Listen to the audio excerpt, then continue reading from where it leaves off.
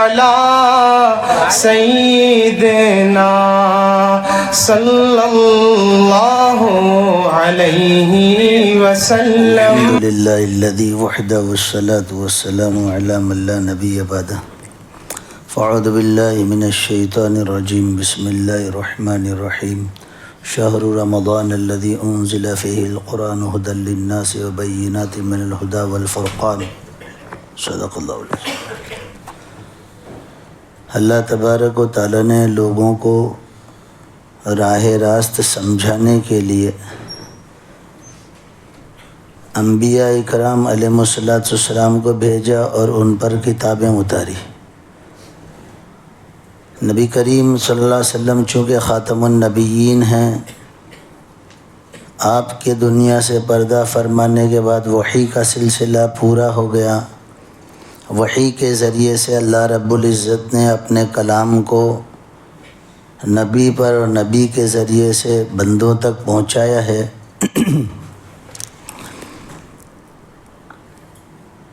تو چونکہ ہدایت کی کتاب جس طرح پچھلی کتابیں بندوں نے بگاڑی اور اس کے اندر ترمیم تبدیل اور نیا پرانا کیا اور اللہ کے کتاب کے اندر اپنی رائے قائم کر دی، لہذا وہ اللہ کے فیصلے والی کتاب نہ رہی. تو قرآن کریم چونکہ حضرت محمد الرسول اللہ صلی اللہ علیہ وسلم پر اللہ نے اتارا اور آپ کے بعد اللہ تبارک و تعالیٰ فیصلہ کر چکے کہ کسی کو نیا نبی نہیں بناؤں گا. نبی پر وحی آتی ہے، وحی کا سلسلہ پورا ہو گیا، لہذا اللہ رب العزت نے اس کلام مجید کی، اپنے کلام کی اور ہماری مبارک کتاب کی، اور وہ کتاب جو راہ ہدایت کو قیامت تک بتاتی رہے گی، اس کی حفاظت خود اللہ پاک نے کی. قرآن کریم کی مثال ایسی ہے کہ اس کے ساتھ جو لگے اس کو کامیابی ملتی ہے، اس کو نور ہدایت ملتا ہے. لہذا مستقل قرآن کریم کی تلاوت ایک کام ہے، اس کو سننا، اس کو سمجھنا، اس پر عمل کرنا، اس کی اشاعت کرنا، یہ امت مسلمہ کو مستقل ایک کام دیا گیا ہے. جیسا کہ حضرت محمد الرسول اللہ صلی اللہ علیہ وسلم کے مقاصد کے اندر یتلو علیہم آیاتی کو اللہ پاک نے تذکرہ فرمایا کہ یہ نبی وہ ہے جو قرآن کریم کی تلاوت کرتا ہے.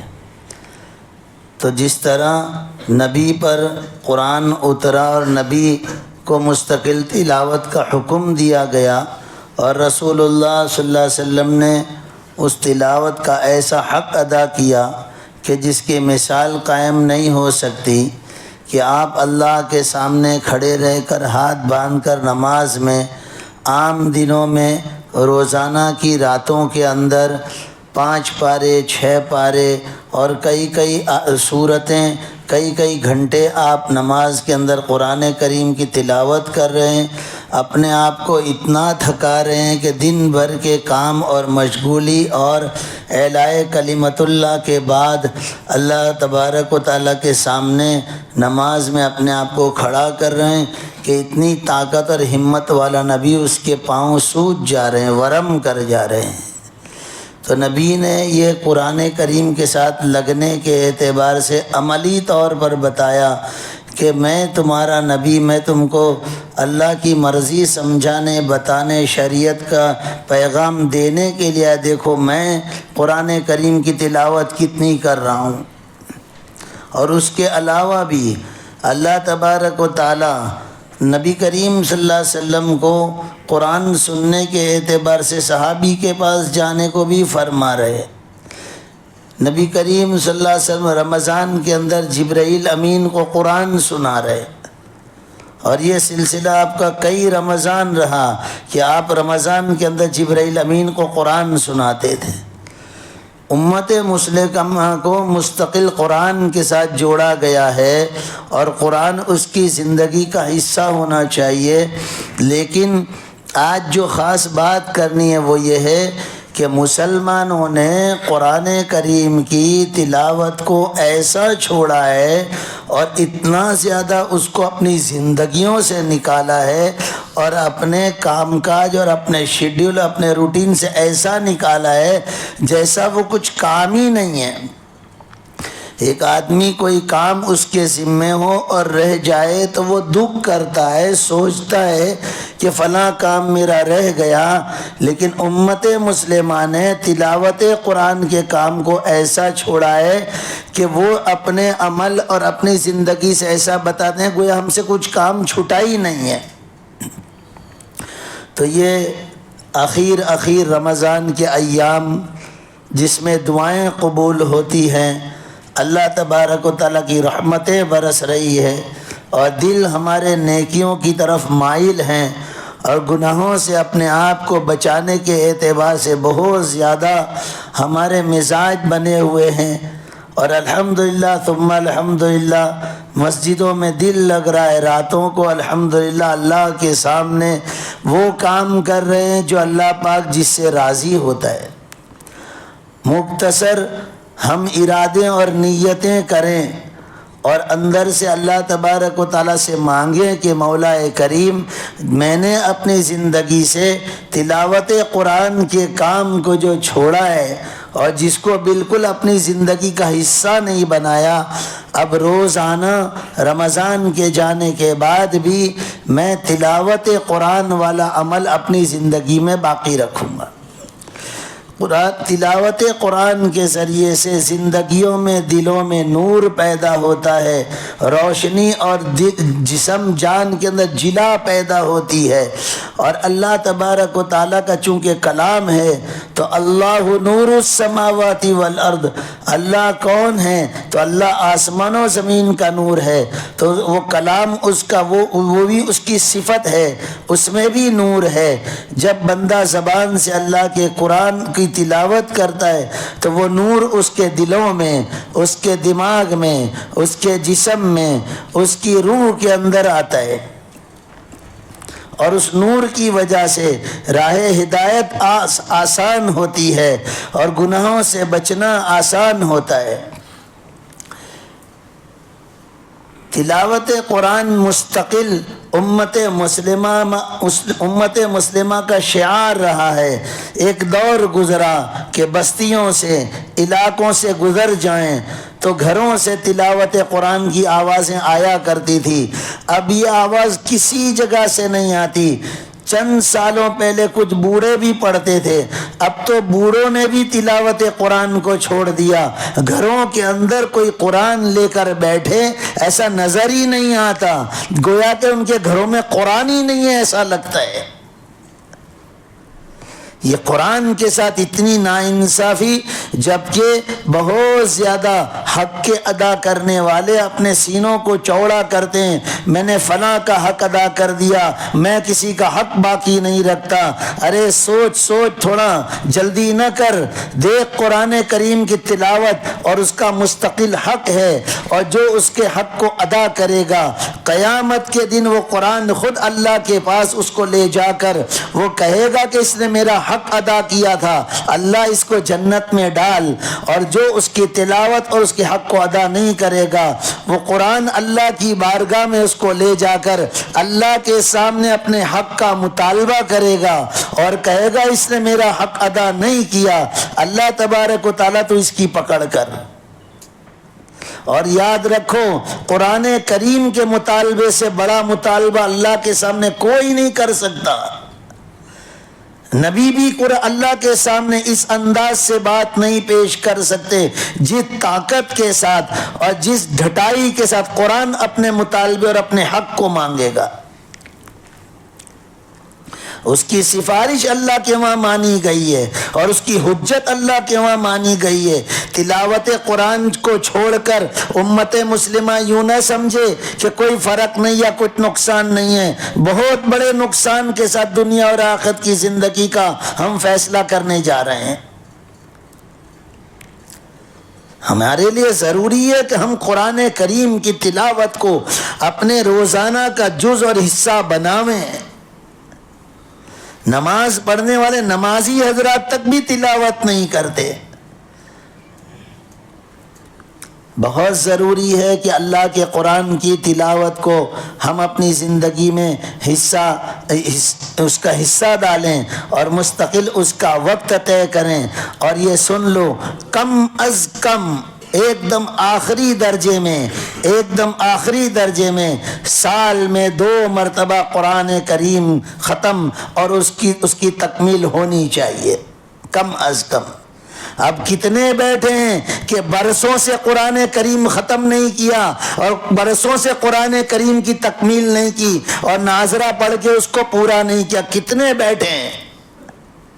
ڈر نہیں رہے مرنے کا؟ نہیں، آخرت میں نہیں، اللہ کے سامنے ہماری پیشی نہیں ہوگی. جس قرآن کو چومتے ہیں، جس قرآن کو سر پر رکھتے ہیں، جس قرآن کے اوپر کچھ نہیں رکھتے، اس قرآن کو روٹین لائف میں سارے کاموں کے نیچے ڈالا ہوا ہے کہ اس کے پر سارے کام. میرے پاس قرآن کی تلاوت کے لیے وقت نہیں ہے. سوچے سمجھے بغیر ہی زندگی کو ہم گزار رہے ہیں. یوں تو اپنی عقل کی خود تعریف ہم بہت کرتے ہیں، یوں میں فیصلے کرتا ہوں، یوں میں مشورے کرتا ہوں، اور یوں میں کاموں کو انجام دیتا ہوں، اور یوں میں برابر نظم و نسق کرتا ہوں. یا قرآن کریم کی تلاوت کے بارے میں تیری عقل تیرا ساتھ نہیں دیتی کہ کتنی بڑی مسٹیک ہو رہی ہے. بہت بڑی مسٹیک ہم سے ہو رہی ہے کہ ہم نے زندگی میں سے قرآن کریم کی تلاوت کو ہٹا دیا. حفاظ اکرام کے لیے اکابرین نے جو ترتیب بتائی کہ روزانہ 3 پارے کی تلاوت کرنا حفاظ اکرام کے معمول میں ہونا چاہیے. اللہ نے اس قرآن کے ساتھ جوڑا. قرآن کے بڑے بڑے مفسرین جو ہیں ان لوگوں کو اٹھائیے، امام نافع اور حضرت ابزی رضی اللہ تعالیٰ عنہ، اسی طرح اور دیگر ائمہ قرآن جو ہیں وہ غلام تھے اور قرآن کریم کے ساتھ لگنے کی وجہ سے اللہ نے ان کو امت کا امام بنایا. آج بھی ان کے نام، ان کی روایتوں کے ان کی روایتیں ان کے نام سے چل رہی ہیں. تو غلام نبی کریم صلی اللہ علیہ وسلم نے فرمایا کہ یہ جنگل کا امیر اور ذمہ دار تم نے یہ ابن ابزی کو کیوں بنایا؟ وہ تو غلام ہے. تو بلکہ صحابی سے پوچھا تو انہوں نے فرمایا کہ یہ قرآن کی تلاوت بہت کرتے ہیں. نبی کریم صلی اللہ علیہ وسلم جب ایک قبر میں کئی لوگوں کو رکھنا ہوتا تو زیادہ قرآن پڑھنے والے کو فوقیت دیتے تھے. جنگ کے میدان میں نبی کریم صلی اللہ علیہ وسلم نے تلاوت قرآن کرنے والوں کو جھنڈا دیا. اللہ کے رسول صلی اللہ علیہ وسلم کی زندگی نہیں دیکھتے کہ قرآن کے ساتھ صحابہ تو وہی قرآن کے ساتھ لگے ہوئے تھے، لیکن ان میں بھی جو فوقیت حاصل کرتے تھے ان کو مقام بلند دیا جاتا تھا. آج ہم ساری دنیا میں سب سے نیچے ہیں. کبھی یوں نہیں خیال آیا کہ شاید قرآن کے چھوڑنے کی وجہ سے ہو؟ صحابہ تو جنگ کے میدان میں کامیابی حاصل نہ ہو تو نبی کی سنتوں کو سوچیں اور اللہ ان کے دل میں ڈالے کہ مسواک کی سنت چھوٹ رہی ہے اور مسواک کو کریں تو اللہ کامیابی دے دے. امت اللہ کے قرآن کو ہی چھوڑ دے اور پھر ترقی مانگے اور اپنی ذلتی کا سبب قرآن کے چھوڑنے کو نہ سمجھے. کتنے تعجب کی بات ہے، کتنے تعجب کی بات ہے. لہذا مستقل تلاوت قرآن کا ماحول بننا چاہیے. مسجدوں میں بھی ہر نمازوں کے بعد اپنے اپنے اوقات کے اعتبار سے امت کو چاہیے کہ وہ مسجدوں میں رکھے ہوئے قرآنوں کو تلاوت کے لیے لے کر بیٹھیں. گھروں میں رکھے ہوئے قرآنوں کو امت کو چاہیے کہ لے کر بیٹھیں. وہ اللہ کے قرآن میں غور کریں، اللہ کے قرآن کی تلاوت کریں، اس کو دیکھ کر خوش ہوں. کئی ایسے حضرات گزرے کہ جنہوں نے اپنے آنکھوں کی تکلیف کو اپنے استاد سے اور اپنے بڑے سے پیش کیا اور انہوں نے کہا کہ تلاوت قرآن کرو، اور تلاوت قرآن کی آنکھوں کی بینائی میں ترقی ہو گئی. زندہ معجزہ قرآن کریم ہے، اور امت بالکل اس کو چھونے کو تیار نہیں ہے۔ یہ مسجدوں کے قرآن اگر اس کو زبان آئے تو وہ آواز لگاوے کہ رمضان چلا جائے گا تو اب کسی کے مرنے کی راہ دیکھی جائے گی، کوئی مرے گا تو مجھے اٹھاؤ گے تم، کیوں نہیں اٹھاتے مجھے؟ کیا میں اللہ کا کلام نہیں ہوں؟ کیا مجھے پہلے ہی نہیں کہا گیا کہ ذالک الکتاب لا ریب فیہ ھدی للمتقین؟ کیا شروع میں ہی نہیں کہا گیا میرے اندر؟ کیا واٹس ایپ نہیں پڑھتے؟ کیا فونوں کے اندر لکھا ہوا نہیں پڑھتے؟ اٹھا کے اخبار کو نہیں پڑھتے؟ راستے میں پڑے ہوئے اخبار کو پڑھ لیتا ہے، الماریوں میں رکھے ہوئے قرآن کو اٹھائیں گے نہیں ہم؟ روزانہ کے اخبار سے بھی نیچے قرآن کو کر دیا ہم نے۔ 5-6 خبریں ہی گھوم رہی ہے، لوٹ کی، چوری کی، زنا کی، سیاست کی، 5-6 خبروں میں روزانہ کا اخبار چلتا ہے تو روز اس کو پڑھ رہے ہیں۔ اور یہ قرآن جنت کی، جہنم کی، پچھلی قوموں کی، کامیاب ہونے والوں کی، ناکام ہونے والوں کی، بڑے بڑے بادشاہوں کی، نبیوں کی خبریں دے رہا ہے۔ اور یہ قرآن وہ زندہ قرآن ہے، جب اٹھاؤ اس کے اندر سے، جب غور کرو، اللہ نیا معنی تمہارے دل دماغ پر اتاریں گے، کبھی ختم نہیں ہوگا۔ اس کے معنی و مطالب کبھی پورے نہیں ہوں گے، ہر دور کے اعتبار سے نیا معنی اندر سے باہر آتا ہے۔ قیامت تک کے مسائل قرآن سے نکلتے رہیں گے، کیونکہ یہ اللہ کا کلام ہے۔ میرے بھائیو بہت ضروری ہے، بالکل میں بار بار اس لیے کہہ رہا ہوں کہ یہ مبارک ایام ہے، یہ جمعہ اور مبارک گھڑی ہے، ہم اپنے دل کے اندر یہ پختہ ارادہ اور عزم مصمم کریں کہ انشاءاللہ روزانہ تلاوت کریں گے۔ ارے بولو نا، روزانہ تلاوت کریں گے۔ لہذا قرآن کے اور میں خود بھی کہہ لوں کہ جن لوگوں کو بتایا اور جن لوگوں کو جوڑا، آنکھوں سے ان کی ترقی کو دیکھا ہے میں نے، انہوں نے خود اپنی زندگیوں کو بدلتے دیکھا ہے۔ ہم اپنی ترقی چاہتے ہوں تو کام پہ جانے سے پہلے، جاب پر جانے سے پہلے، یا وہاں سے تھک کر آئے رات سونے سے پہلے، فجر کی نماز کے بعد، یا درمیان کے اندر جو ریسٹ ہوتا ہے، اس میں مختصر یہ ہے کہ اپنے کاموں کے اندر کوئی ترتیب بنا لے، اور تلاوت قرآن کا معمول ہمیں بنانا چاہیے، اور یہ گھڑی میں اللہ سے مانگ کر اللہ کی توفیق کو اپنے ساتھ شامل حال کرے۔ اللہ تبارک و تعالی ہمیں اس کے قرآن کے ساتھ لگنا نصیب فرمائے۔ ارے 1500 سال سے 2.5 لاکھ سے زیادہ جس قرآن کی تفسیریں لکھی گئی ہو، اس کے سمندر، اس کی گہرائی اور اس کے علوم کا کیا کہنا، یہ اللہ کی صفت ہے۔ اللہ تبارک و تعالی وراء الورا ہے، اس کی صفت اور اس کے علوم وراء الورا ہے، کبھی پورے نہیں ہو سکتے۔ لہذا اس کے ساتھ انشاءاللہ ہم لگیں گے، اپنی اولادوں کو اس پر ڈالیں گے۔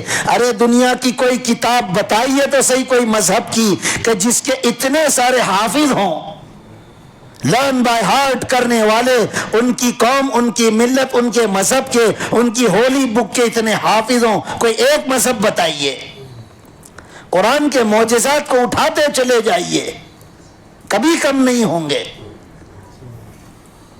کوئی ایسا بتائیے مذہب کہ اس طرح ان کی کتاب کو پڑھا جاتا ہو اور اس طرح سنا جاتا ہو کہ سارے ادب کے ساتھ ہاتھ باندھ کر سن رہے ہوں، اور پڑھنے والا بھی ہاتھ باندھ کر اللہ کے سامنے ادب سے اس کا قرآن سنا رہا ہو۔ نہیں ہے کہیں ایسی مثال۔ اور اتنی زندہ کتاب کو ہم مسلمان چھوڑ کر سوائے نقصان کے، اپنے پاؤں پہ کلاڑی مارنے کے اور کچھ حاصل نہیں ہے۔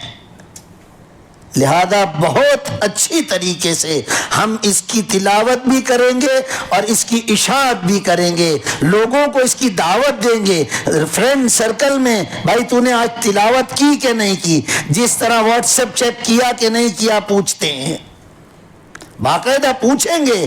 آج کے دن کا تم نے اخبار پڑھا، آج کے دن کی تلاوت نہیں کی تم نے؟ اللہ تبارک و تعالی سوجھ بوجھ عطا فرمائے۔ وآخر دعوانا الحمدللہ۔